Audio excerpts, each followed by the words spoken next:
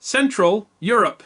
The spring of 1242, a Mongol army stands deep inside the continent, having shattered every force sent against it. Hungary is broken. Poland is broken. The road to Vienna, and beyond it, to the whole of Western Europe, lies open. And then, for reasons born thousands of miles away, the Mongols turn their horses around and ride east.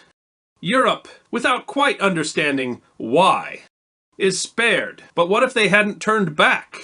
What if the horsemen had ridden on to the Atlantic and folded all of Europe into the largest empire the world has ever seen? What would the last 800 years of human history have looked like? To understand this alternate history, you have to first understand that the Mongol conquest of Europe was not stopped by Europe. That is the uncomfortable truth.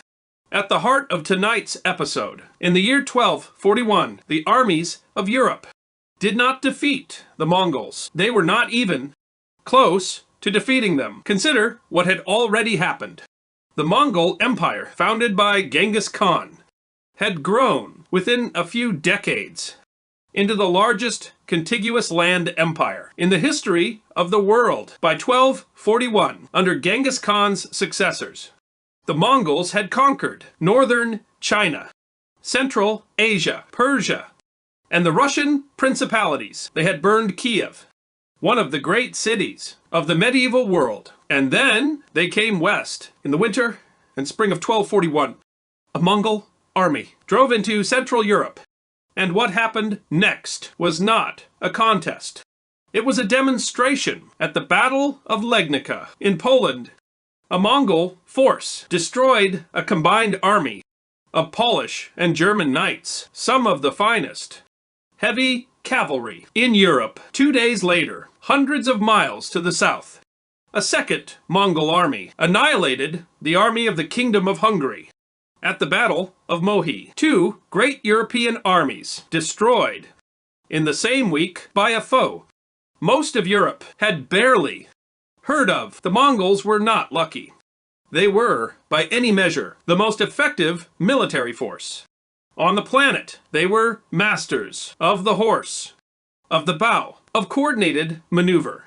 Across vast distances, they used feigned retreats to lure enemies apart. They used terror as a deliberate weapon. They gathered intelligence, planned campaigns years in advance, and moved with a speed that European commanders simply could not comprehend. By the spring of 1242, Hungary was devastated. The Mongol scouts had ranged toward Vienna and toward the Adriatic coast. There was no army left in Central Europe capable of stopping them. The road west was open, and then the Mongols went home. In the early months of 1242, word reached the Mongol commanders that the great Khan, Ojidi, the son of Genghis Khan and the supreme ruler of the empire, had died far away in the Mongol heartland. And by Mongol custom and politics, that changed everything. The death of the great Khan meant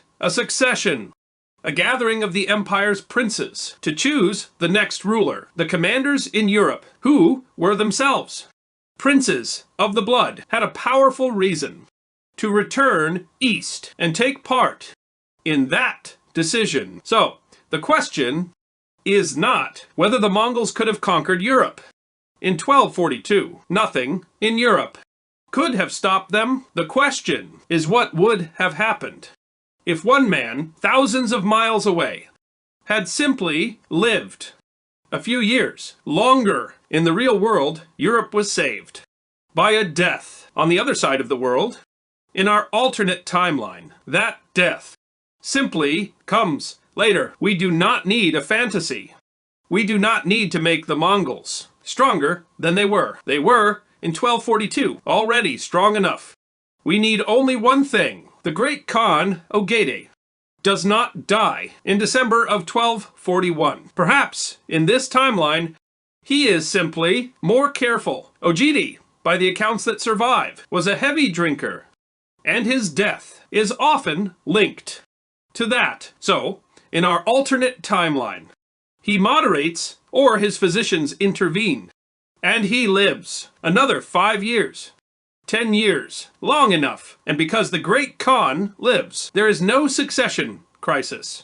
In 1242, there is no urgent reason for the princes commanding the European campaign to abandon their conquest and ride home. So, they do not ride home. In the spring of 1242, instead of turning east, the Mongol armies turn west. And here is where we must be honest about what that means, because the conquest of all of Europe is not a single battle. It is a long, grinding campaign, and it would take years, but the direction of it is not really in doubt. The Mongols had already shown that they could destroy the best armies Europe could field: the Holy Roman Empire, the kingdoms of France and the Italian states, the fractured patchwork of feudal Europe. None of them in the 1,240 seconds had an answer to the Mongol way of war. They were divided. They were quarreling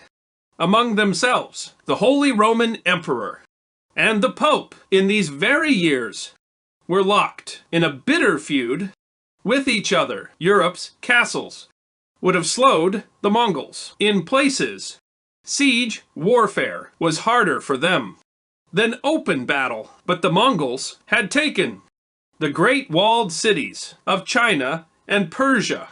They had captured Chinese and Persian siege engineers and folded them into their armies. Walls slowed the Mongols. Walls did not stop them. So, this is the divergence. Not a miracle, not a Mongol army more terrible than the real one. Just one man in the Mongol heartland who lives a few years longer, and an army already at the gates. That is therefore never called a way. To understand what this timeline becomes, you have to be honest about what a Mongol conquest actually meant, and we must tell this with sobriety, not spectacle. The Mongol conquests were among the most destructive events in human history. When a city resisted, the Mongols could be merciless. The historical accounts of the sack of cities across Persia and Central Asia describe destruction so total that some great cities never fully recovered. So, we should not soften this. A Mongol conquest of Europe in the 1,240 seconds would have meant devastation across the continent. Cities stormed, populations killed or enslaved, whole regions depopulated. The campaign would have fallen hardest on those who resisted, and much of Europe would have resisted. But here is the part that makes the Mongol Empire so historically strange and so important to understand. The Mongols were terrifying in conquest, but they were, in many ways, remarkably sophisticated in rule. Once a region submitted, the Mongols were generally far more interested in taxing it than in destroying it. A devastated province pays no taxes. A functioning one does. So the Mongols, across their empire, became pragmatic administrators of the lands they had conquered, and they did something that set them apart from almost every empire. Before them, the Mongols were strikingly indifferent to religion. They did not, on the whole, try to convert the peoples they ruled. Within the Mongol Empire, Muslims, Christians, Buddhists, and others largely practiced their faiths freely. The Mongol rulers employed administrators of every religion and every ethnicity, choosing them often for competence rather than creed. So picture the alternate timeline across the later 1,240 seconds and the 1,250 seconds. The conquest itself is brutal, genuinely, terribly brutal. Cities that resist are destroyed, but region by region, the fighting ends. And what follows is not endless slaughter. What follows is administration.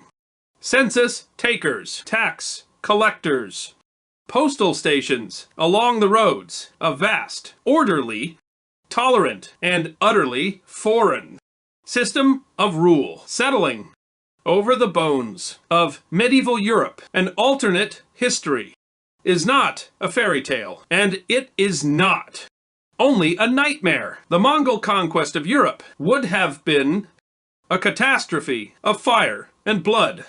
And then, on the other side of that catastrophe, it would have been something stranger, one of the most cosmopolitan, connected, and tolerant empires the world had ever seen. Here is one of the most profound consequences of a Mongol Europe. It is not about who rules.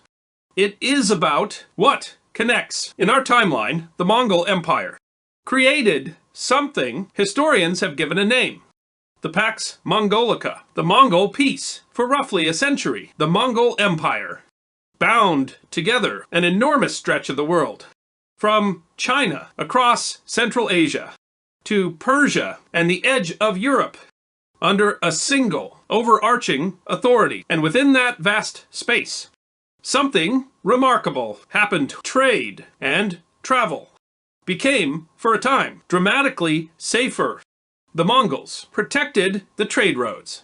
Because the trade roads made them rich, they built a relay system, a network of post stations, fresh horses, and protected routes that allowed messages and merchants and travelers to cross thousands of miles of the Eurasian landmass. It was across these roads, in our own timeline, that the Venetian merchant Marco Polo traveled from Europe all the way to the court of the Mongol ruler of China. His journey was possible because the Mongol peace had, for a moment, made the world connected. The Mongol roads carried more than silk and silver.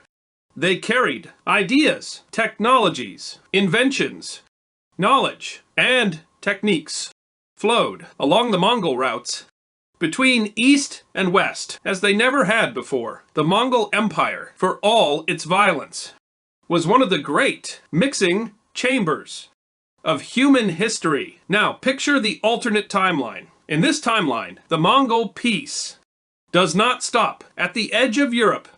It includes Europe. Picture a single connected space, stretching without a hostile border from the Atlantic coast of France to the Pacific coast of China. One overarching authority, one protected network of roads and relay stations, one vast zone in which a merchant or a scholar or an idea could travel from Paris to Beijing under a single peace. Think about what flows along those roads. In this timeline, the great inventions and discoveries of medieval China. And China was, in this era, the most technologically advanced society on Earth. Reach Europe faster and more directly than they ever did in our own history. Gunpowder, printing, advances in medicine, in navigation, in engineering, in mathematics, and it flows the other way too. European knowledge, European craft, European ideas travel east along the same roads. So, the alternate Europe is conquered, and it is also, in a strange and unbidden way, connected, plugged in by force to the largest zone of exchange the world had ever known, and exposed, early and directly, to the accumulated knowledge of half the planet. Some of the deepest changes in this timeline are about religion, and they are not what you might expect. We tend to assume that a conquest of Christian Europe by a non-Christian power would mean the suppression of Christianity, and that assumption is reasonable. It is, after all, how many conquests in history have worked. But the Mongols were different, and this is one of the most important things to understand about them, the Mongols were, by the standards of almost any pre-modern empire, strikingly tolerant in matters of religion. They did not generally try to impose a single faith within the Mongol Empire. Christianity, Islam, Buddhism, and the traditional Mongol beliefs coexisted. Mongol rulers held debates between holy men of different religions. At their courts, some Mongol nobles, and even some royal women, were themselves Christians of the Eastern Church that had spread across Asia. So, picture the alternate timeline. In a Mongol Europe, Christianity is most likely not abolished. The churches still stand. The Mass is still said. But, and this is the enormous change, Christianity is no longer the single, unquestioned, official faith of an entire civilization. It becomes one religion among several, practiced under a Mongol authority. That is itself not Christian, and that allows, even encourages, the presence of other faiths. Think hard about what that does. In our timeline, the medieval Catholic Church was not only a religious institution, it was a political power, perhaps the central political power of medieval Europe. The Pope crowned emperors and excommunicated kings. The Church owned vast lands, commanded enormous wealth, and shaped the law, the learning, and the daily life of the entire continent. A Mongol conquest shatters that. Under Mongol rule, the Pope is no longer a sovereign power who can humble kings. He is, at most, the leader of one tolerated religion within a vast foreign empire, subject, like everyone else, to the Khan. The entire medieval struggle between church and crown, popes against emperors, the rivalry that runs through all of European history, simply ends. Because in this timeline, above both the church and the crown, there is now something larger, and it answers to neither. And there is a profound, double-edged consequence here. On one hand, a Europe of enforced religious coexistence might never suffer some of the specific religious horrors of our own history, perhaps fewer religious wars of the kind that later tore the continent apart. On the other hand, it is a coexistence imposed by a conqueror's sword, tolerance, as an instrument of foreign control, not as a freely chosen value. It is peace between faiths. Yes, but it is the peace of the occupied. Now, we have to widen the lens, because a Mongol conquest would have done something to Europe that is almost impossible to fully imagine. It would have erased or prevented the birth of the European nations themselves. Think about what Europe actually was in the 1,240 seconds. It was not a continent of nations. The France of 1242 was not the France we know. The Germany, the England, the Spain of that era were patchworks of kingdoms, duchies, counties, free cities, and feudal lordships. Their borders shifting, their loyalties tangled. But across the following centuries, in our timeline, those patchworks slowly consolidated. Kings gathered power to themselves. Royal governments grew stronger, and gradually, over a very long time, the modern nations of Europe took shape, each with its own crown, its own institutions, its own language, standardized and elevated its own fierce, particular sense of being a distinct people. A Mongol conquest in the 1,240 seconds cuts that process off at the root. In the alternate timeline, there is no centuries long rise of the independent French monarchy, because there is no independent France. There is a Mongol province. There is no slow consolidation of England as a sovereign kingdom. There is a conquered island administered from a Mongol regional capital. The whole political map of modern Europe, the nations whose names we take for granted, does not come into being in its place, is something our world has no real model for. Europe, not as a family of rival nations, but as a cluster of provinces on the far western edge of an empire centered thousands of miles away in Asia. And consider what that does to language and to identity. In our timeline, the rise of nations was bound up with the rise of national languages as kingdoms consolidated. Certain forms of speech were elevated into standardized national tongues. The French of Paris, the English of London, royal courts, and later national governments and national literatures turned a scatter of dialects into the proud, distinct languages we know in the alternate timeline. That process is disrupted. The administrative language of power is not French or German or English. It is the language of the conquerors and their vast bureaucracy. The local European tongues survive.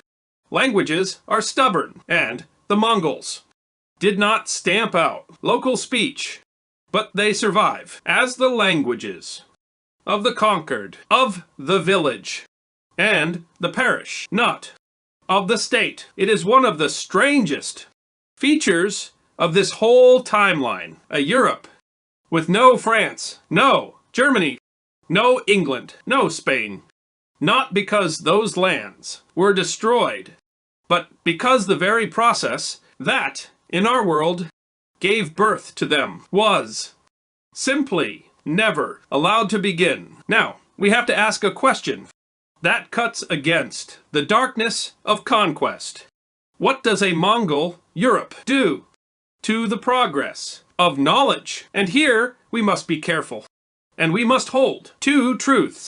At once, the first truth is the cost. The Mongol conquests destroyed centers of learning. In our own timeline, when the Mongols sacked the great city of Baghdad in 1258, they destroyed one of the foremost centers of learning in the world. A conquest of Europe would have meant the destruction of universities, of monasteries, of libraries, the loss of knowledge, and of the people who carried it. We must not pretend otherwise.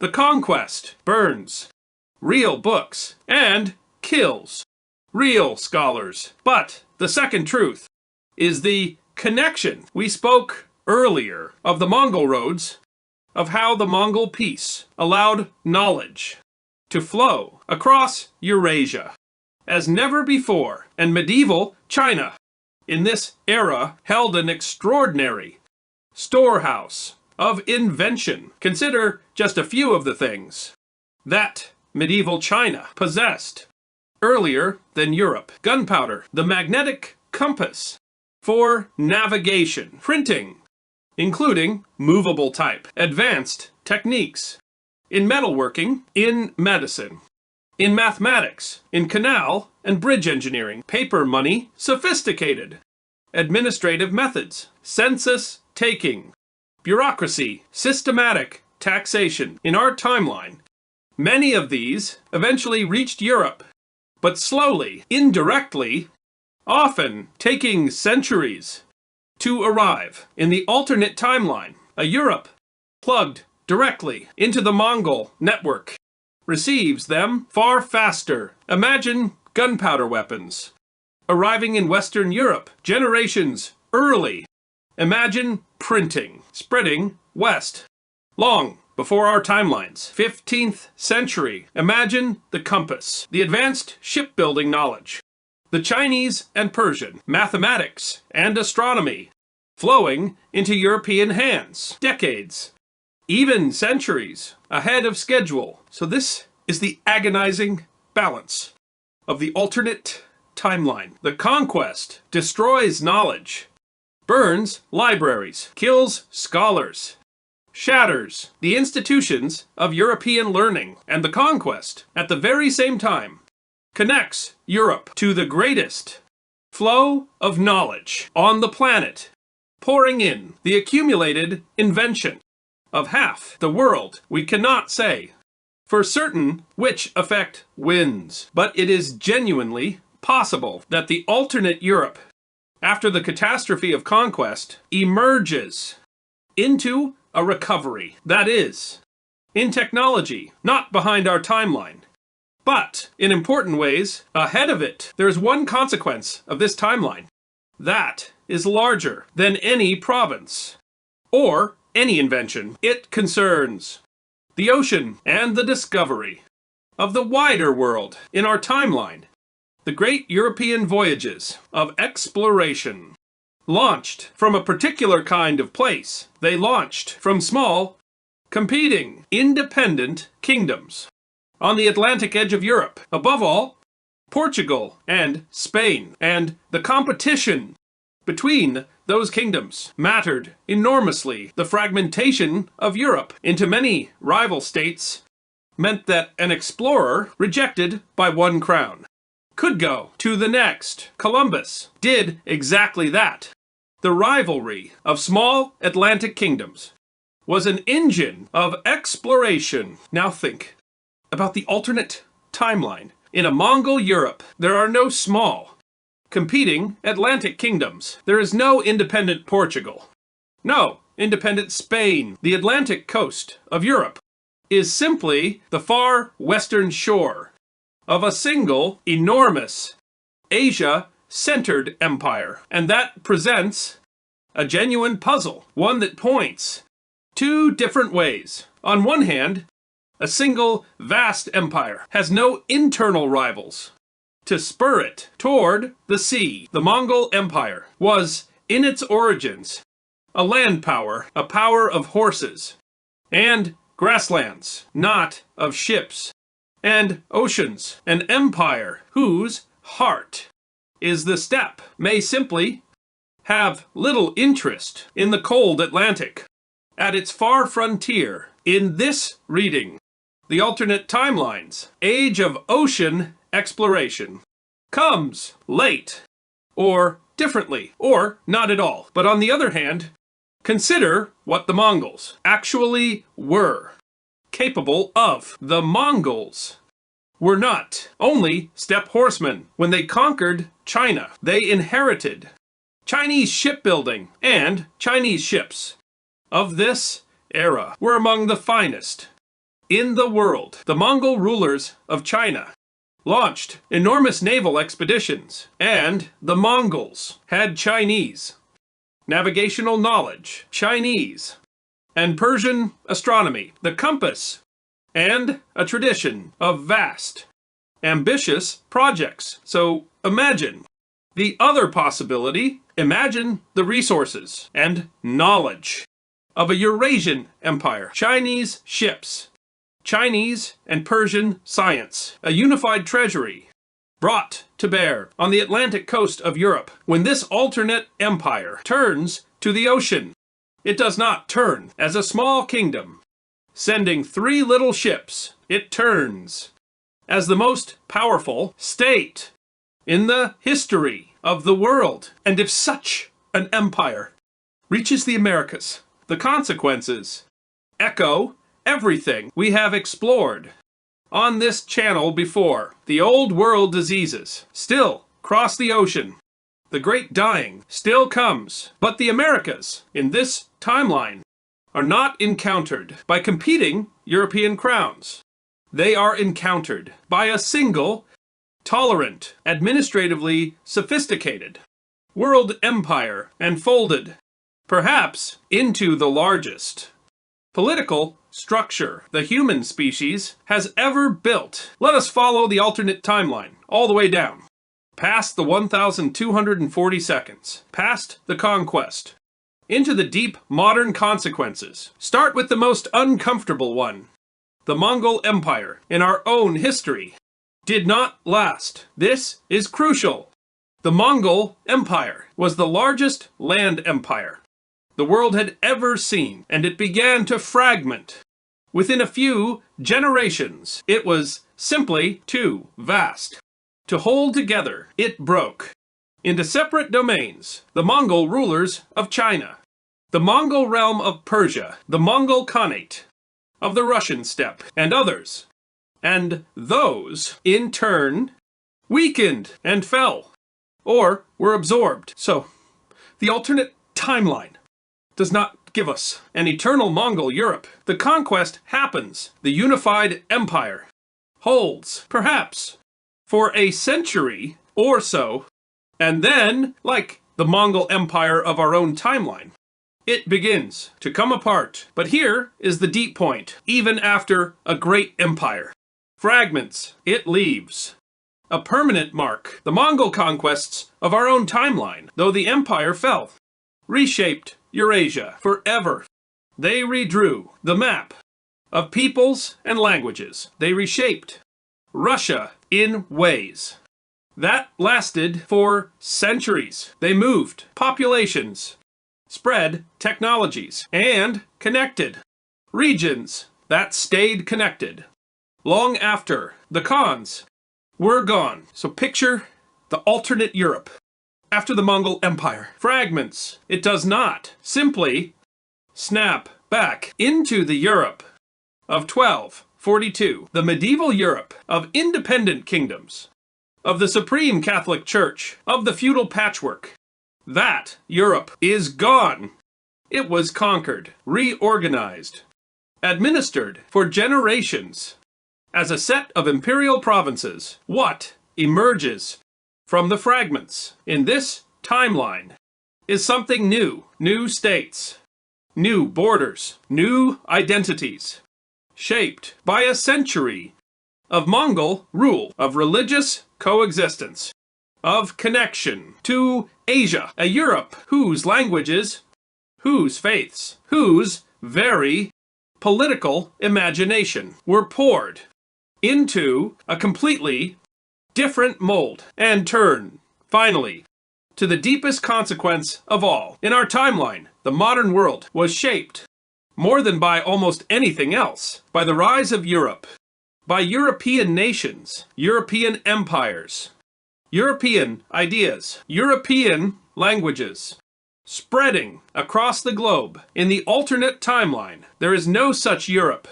to rise. The Europe of this timeline spent its formative centuries not as the center of an expanding civilization, but as the conquered western margin of an Asian empire. Its sense of itself, its languages, its religions, its institutions, its entire historical confidence would be utterly different. The modern world that grew in our timeline outward from Europe, in this timeline, grows, if it grows at all, from somewhere else. Some changes ripple farther than borders and empires.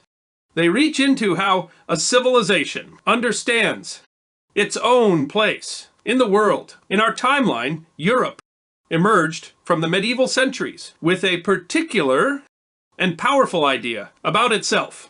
The idea that it was a center, that its nations, its faith, its learning, its way of life were the natural heart of the world, destined to spread outward. That idea shaped 500 years of history. It drove exploration and empire and an immense confidence, and also, in time, an immense and necessary reckoning with the conquest and the suffering that confidence left in its wake. In the alternate timeline, that idea never forms. A Europe that spent its formative centuries as a conquered province of a foreign empire does not grow up believing it is the center of the world. It grows up knowing Something our Europe never had to learn.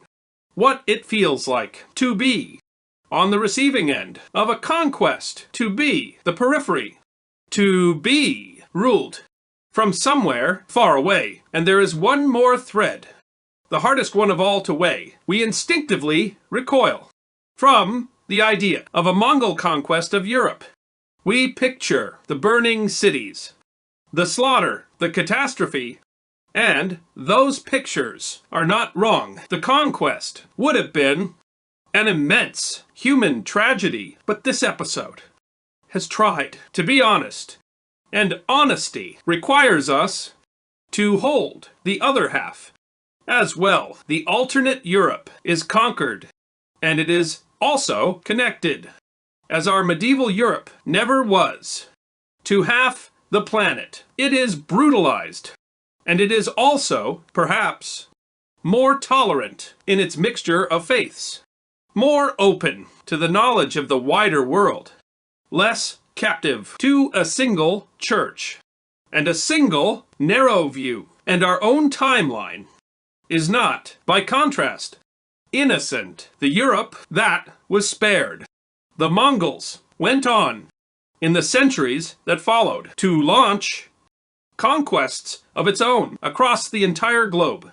Conquests every bit as violent as the one it had feared. So we cannot honestly call the alternate timeline the better world, or the worse one. It is a world that was conquered and connected and remade. A Europe that learned from the inside what our Europe only ever taught to others. Both of those worlds are real possibilities. Both of them are honest readings of how history works. And both of them turn, in the end, on a single life in the Mongol heartland, on whether one great Khan, in the winter of 1241, emptied one more cup, or set it down and lived, and let his horsemen ride all the way to the sea. If you want to know what other hinges of history almost swung the other way, subscribe. There are a lot of armies and a lot of distant deaths at moments when the whole world almost went a different way.